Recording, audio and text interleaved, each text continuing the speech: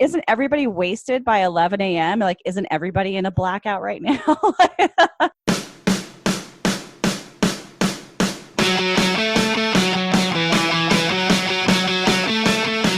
Welcome to Self-Made and Sober. I'm your host, Andrew Lassis with selfmade-coaching.com.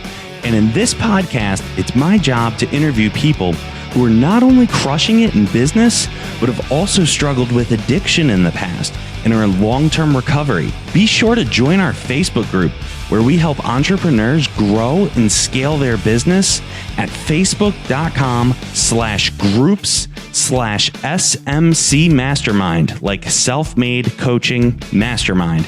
I hope you enjoy the show, and be sure to subscribe and rate the show afterwards so you can get notified each Friday when we put out a new episode. Welcome to the Self-Made and Sober podcast. I'm your host, Andrew Lassis, and with me today is Tricia Lewis, the host and creator of the Recovery Happy Hour podcast and the co-founder of Sober by Southwest. Tricia, how are you? I'm great. Thank you. How are you? I'm doing well. You know, I was so excited to have you that we recorded on a not recording day just because I'm pumped to have the Tricia Lewis.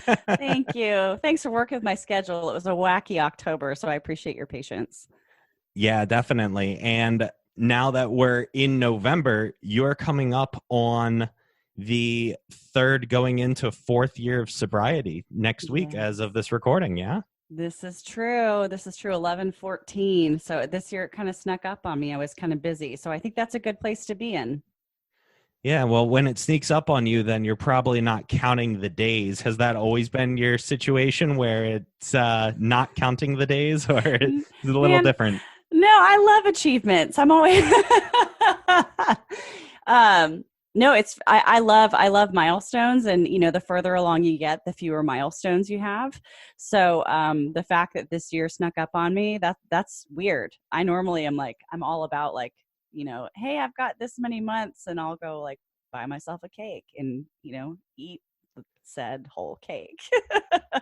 There's no such thing as a sad whole cake. It is a triumph cake. It is a cake of accomplishment and a cake of accomplishment carbs don't count. And right.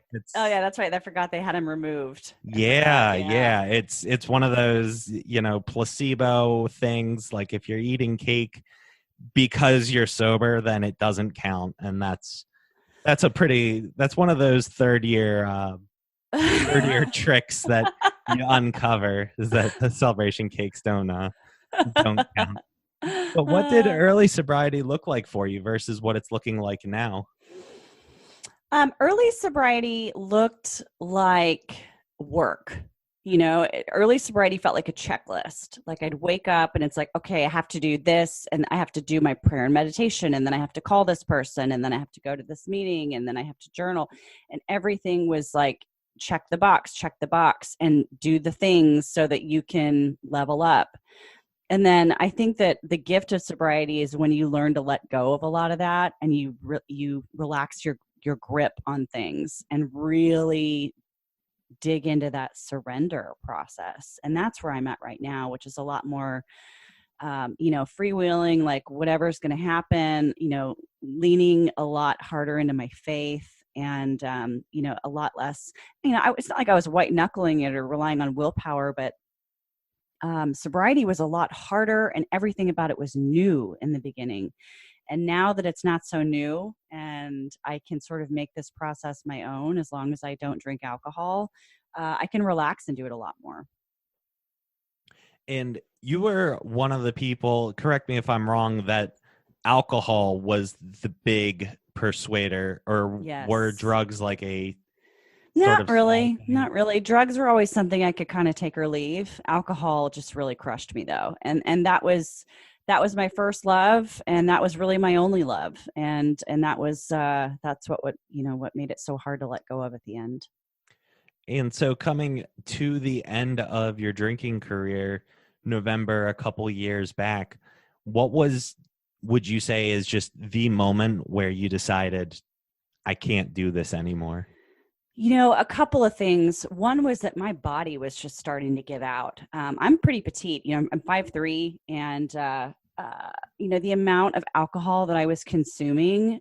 I mean, I should have had alcohol poisoning weekly, and how I didn't, it's still beyond me. I went through that last week. I went through like a kind of a 3-day bender, a very socially acceptable looking bender, but I was just drinking morning till night. And, that it had gotten so bad where, I mean, I was that like last 3 months of my drinking, it was just 6 out of 7 days a week I was drunk, period. And if I wasn't drunk, I was hungover and quickly on my way to being drunk again. So when physical withdrawals happened, that's when I realized, okay, like it's happening now. This is starting. And I mean, I'm smart enough to know the long-term effects of alcohol. So when I realized that my body was like, oh no, we can't do this anymore, I listened and made that decision.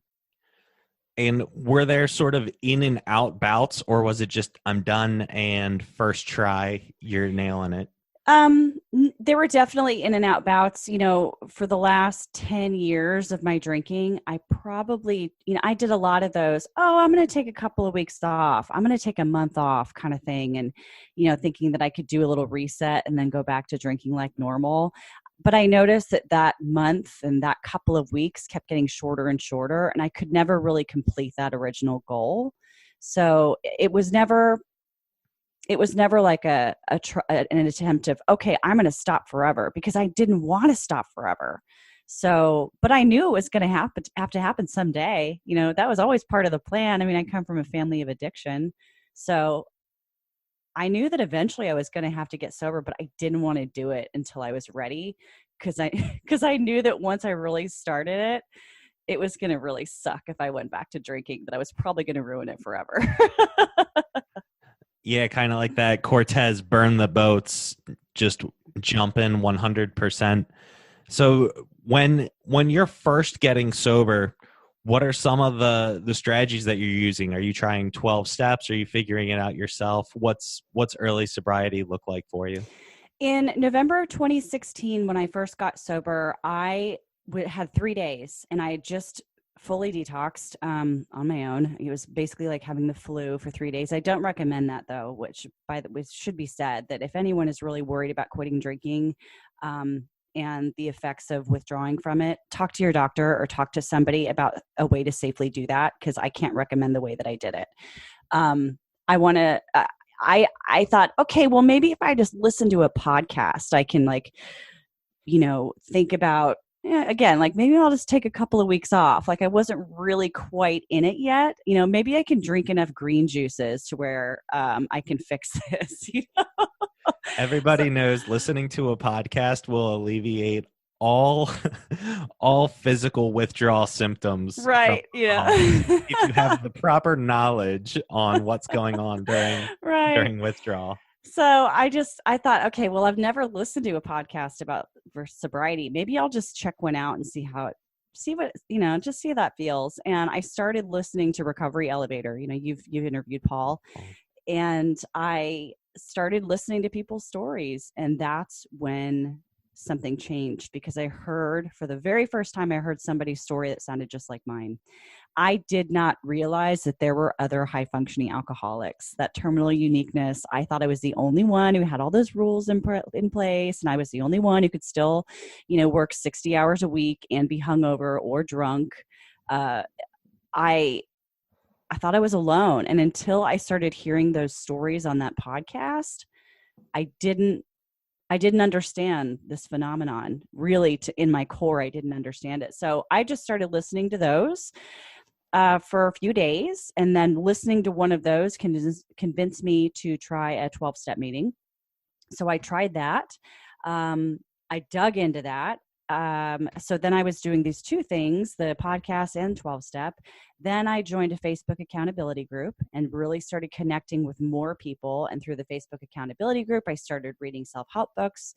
I got back into therapy. Like if something sounded promising, I tried it. It doesn't mean that it stuck and that I used it, but I tried everything. So I went with like a full, multi-pronged approach to this and tried anything and everything. So is the Tricia Lewis that is in front of me via Zoom chat a different human being than the one from a few years ago? Is that safe to say? Yes and no. Yeah. So my approach to life is totally different, but sobriety has brought out the best parts of myself that I had long since forgotten about when I was drinking. So I'm still the same. I'm still in a way, I'm like an amplified version of my favorite parts of myself. But yeah, my outlook on everything is totally different now. It's when I sit and reflect on it, like I get emotional. It's insane how different everything is after making that one decision. So a lot of people feel that the drinking side of things was really more of a symptom of something deeper. Would you say that that was true in your case as well? Yes, absolutely. The symptom was anxiety and a need for control and being just a codependent people pleaser.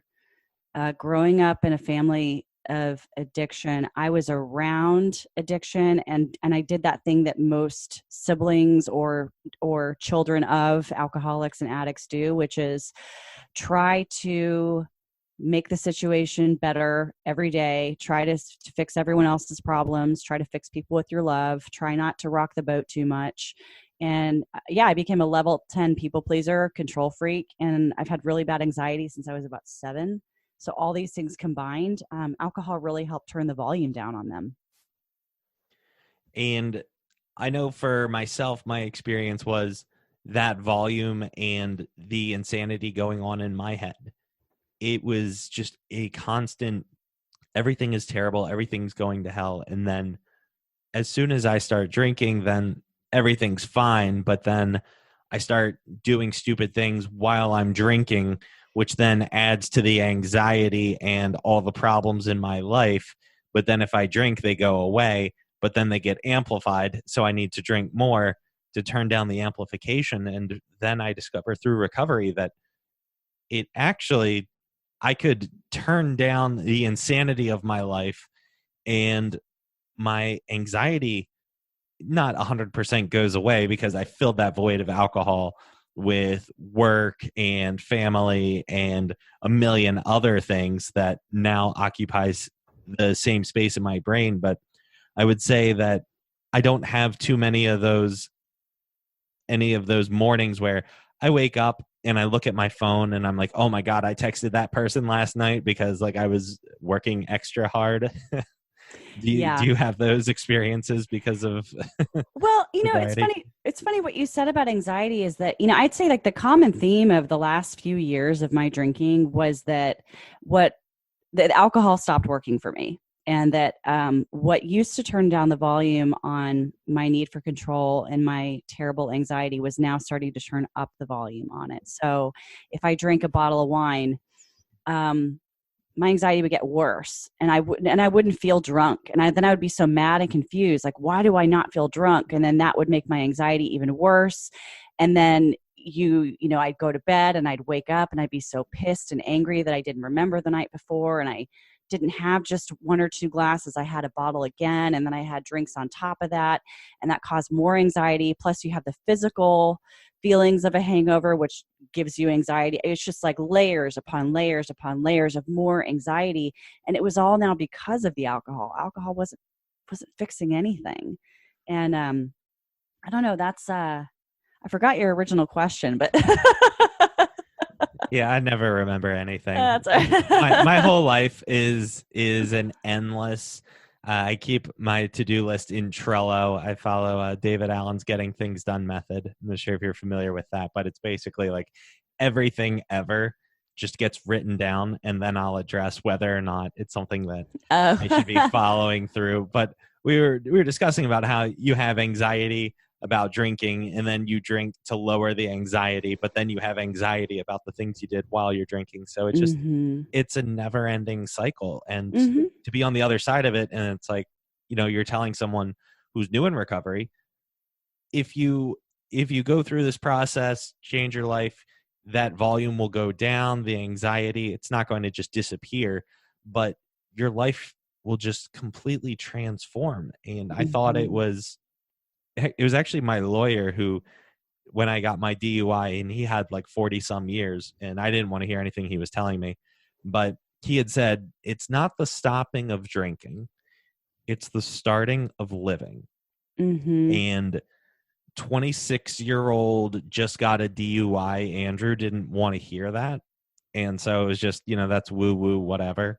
And I recall I maybe had 2 or 3 years sober, and I had gotten a new sponsee at a 12-step meeting. And I remember saying to him, you don't need to look at this as the stopping of drinking. It's the starting of living. And then I was like, oh my God, he was right.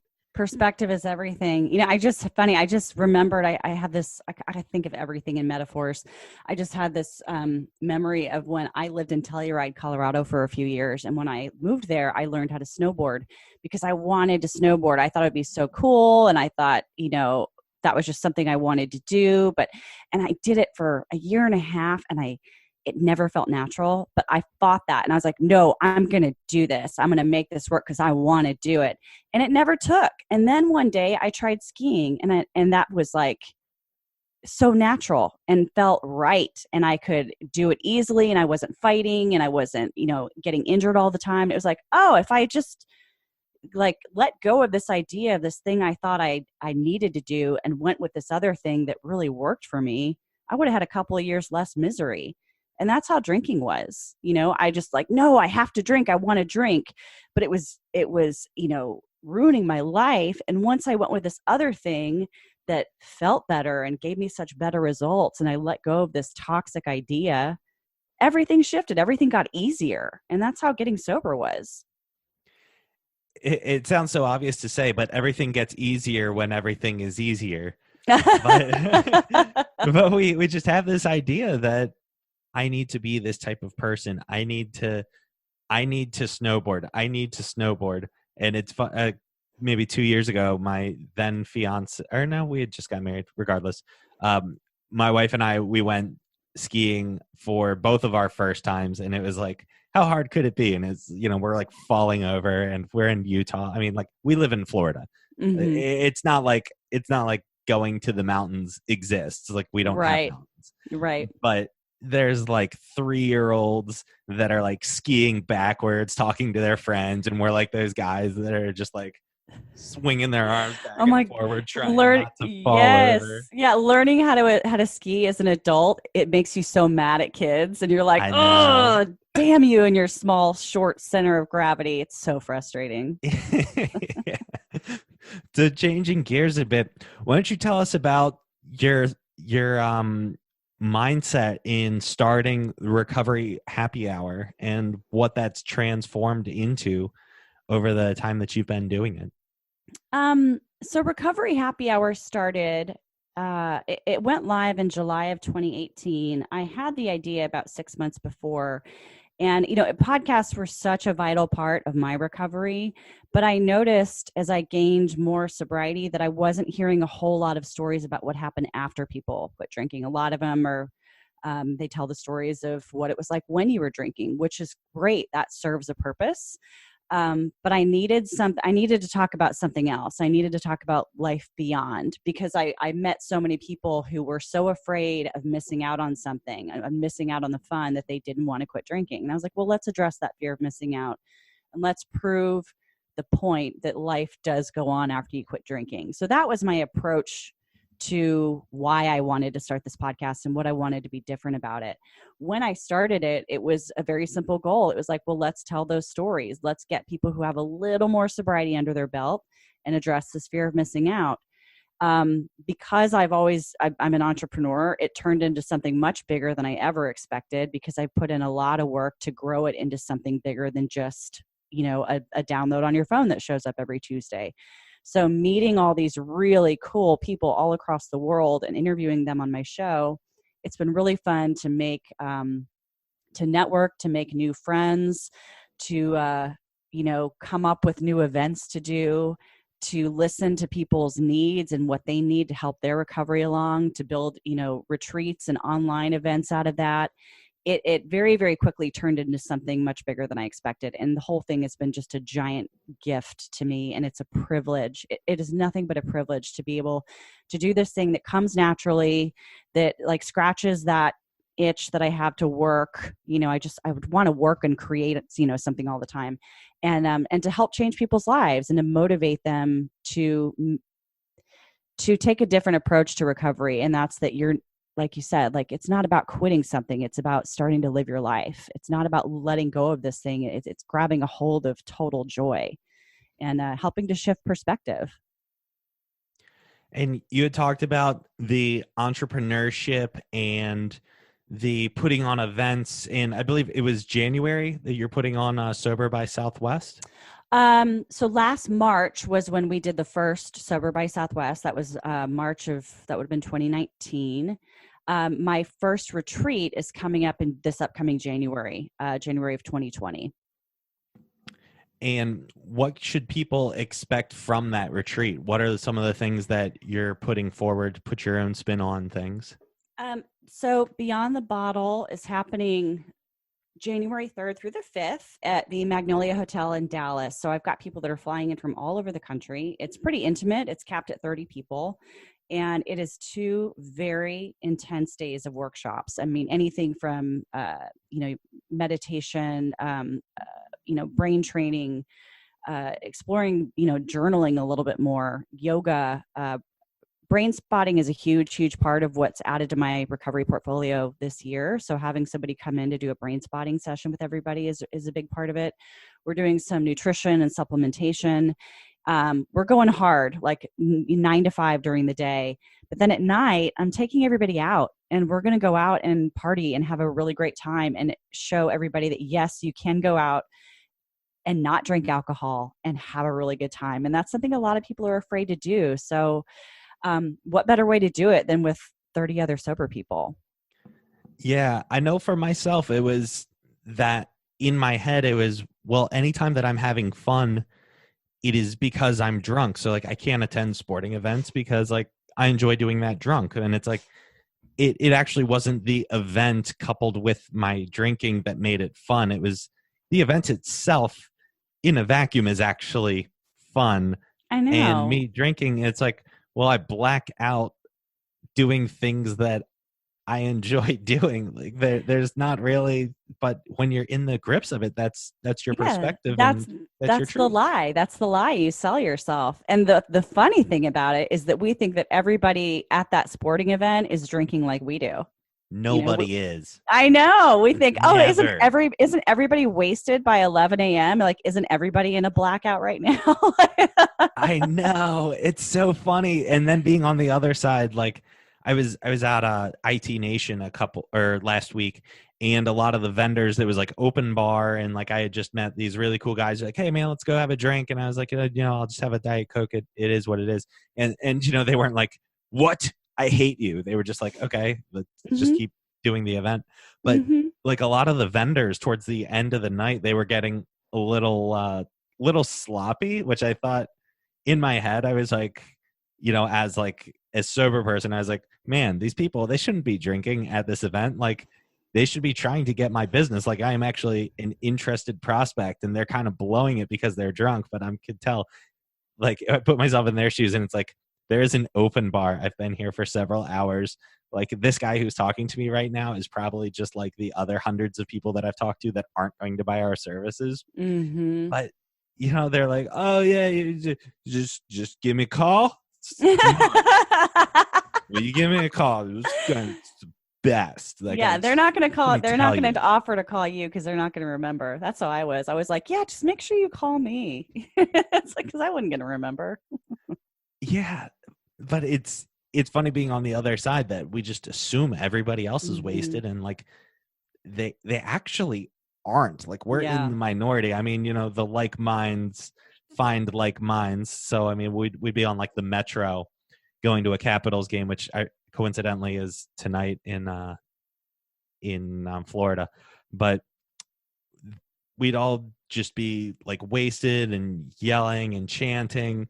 But like being on the metro sober, it's like all of us are sober except for like those wasted, annoying people that keep chanting like CAPS, caps, caps, caps. It's like, get out of here, dude. Like you're Yeah, embarrassing yourself. I know. Once you're on the other side, you're like, oh God, that was me.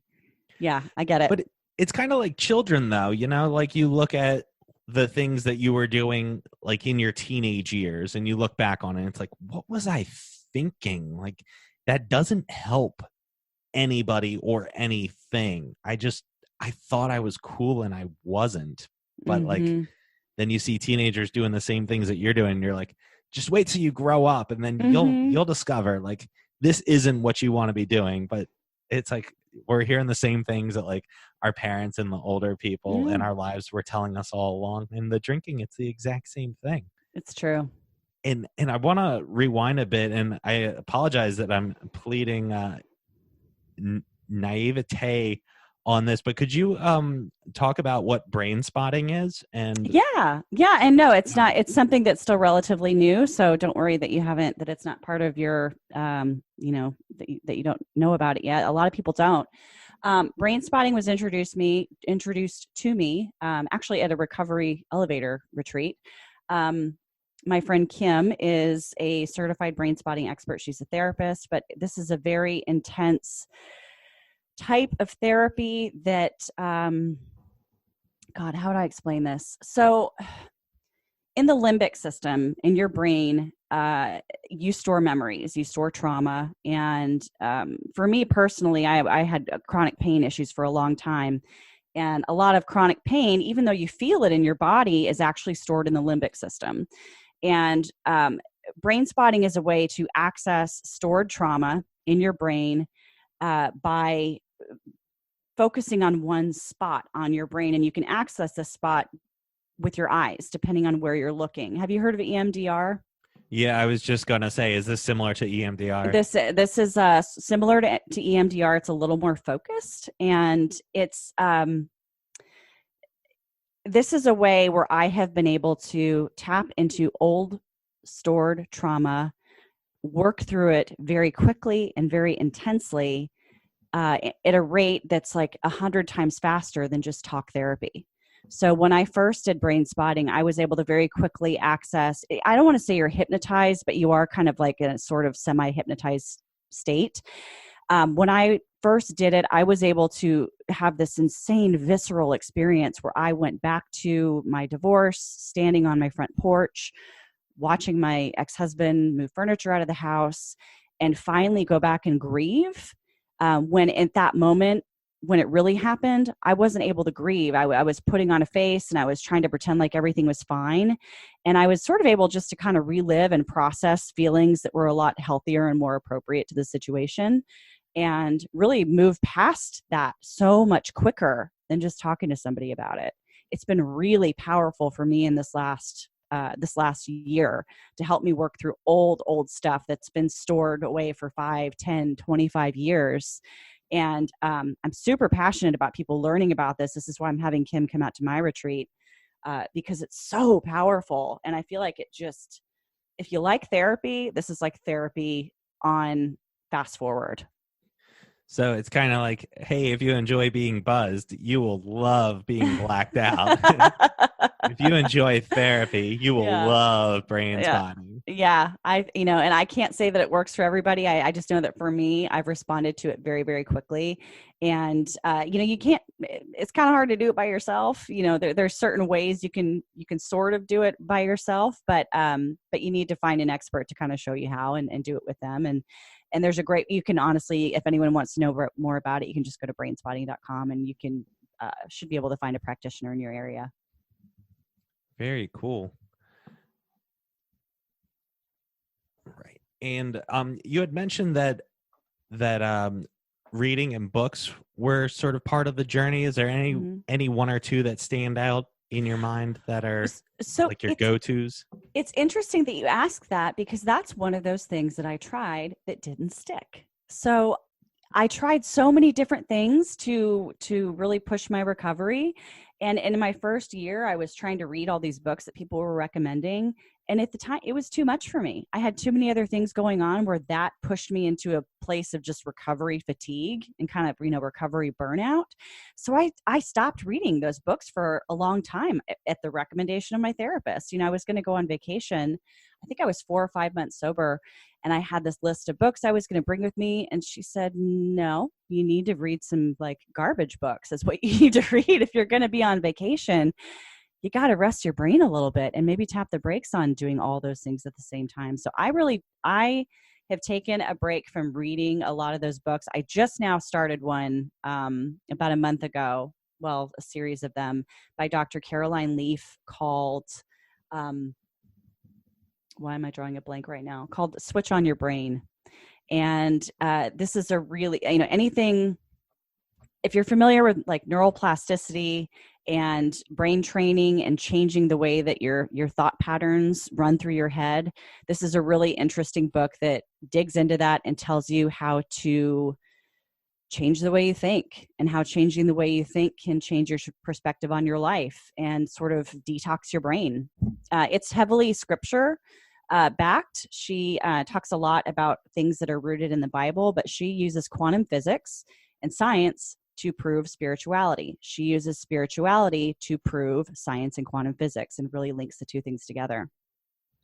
That's really cool, because I know a lot of times the topic on religion is very, very, how could you say that if it's not backed by science? And I've kind of taken the approach, just for me personally, of I will go a spiritual approach, because I have found in my life that I cannot deny the results that I achieve through spirituality. But for me, religion's not, I will put it at, it's not for me. We don't have to argue about like ancient mythology and how like, this story is the same as the one that you think that, Yeah, no, I understand where you're coming from. And I can tell you right now that religion has not worked for me either, but spirituality has. And they're two very different things. Yeah, and I wasn't really aware of the differences between the two. Do you want to elaborate on that for people that maybe kind of think spirituality, religion, same word? Yeah. Well, and also this is totally opinion, and someone's going to listen to this and go, she is a crock of shit. But religion is to me is rules, structure, and a checklist of things you have to do so that you don't end up in the fiery depths of hell after you die. And, spirituality is connecting with God or whoever that you need to connect with, the universe, whatever word you need to use. For me, it's, my connection to God comes through Jesus, but that's my spirituality. And that's something that I'm constantly tapping into. It has nothing to do with showing up at the same place every Sunday. It has nothing to do with like making sure I do these certain things so that so that I'm not considered bad. It has nothing to do with shame. It has nothing to do with organization or rules. It has everything to do with tapping into the source through love.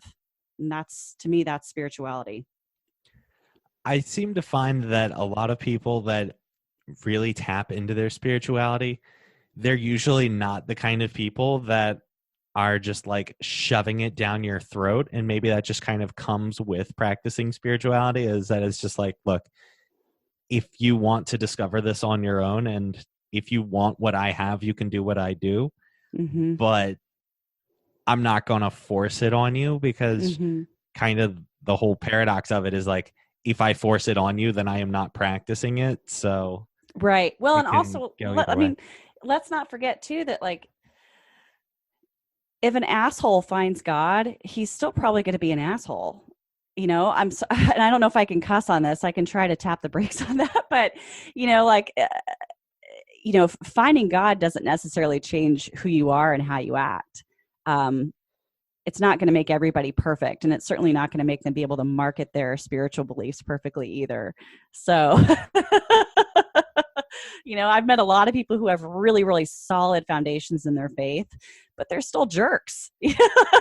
And that's the beauty of the world. We're all different, and we can all still tap into what works for us and still be different, very, very different people. Yeah, I'm with you 100% on that. So we're coming short on time. Tricia, it's been so great having you on the podcast. Where can people find you and the things that you're doing? So you can listen to Recovery Happy Hour every Tuesday. An episode comes out. It's available anywhere you listen to podcasts. You can learn more about the show. You can get links on where to find help or find out about future events on recoveryhappyhour.com. You can follow me on Instagram or any social media, which is at Recovery Happy Hour. And that retreat in January, there's 2 spots left. It's coming up January 3rd, 2020, and you can find out more on recoveryhappyhour.com. Perfect. Well, Tricia, thank you so much for being on the show. And guys, if you enjoyed the show, please rate and subscribe. It's what helps us grow the show. And Tricia, have a great day. Thank you so much. Thank you. Thank you so much for listening to Self-Made and Sober. Be sure to join our Facebook group at facebook.com/groups/SMC Mastermind, like Self-Made Coaching Mastermind. I hope you enjoyed the show, and be sure to subscribe and rate the show so you can get notified each Friday when we put out a new episode.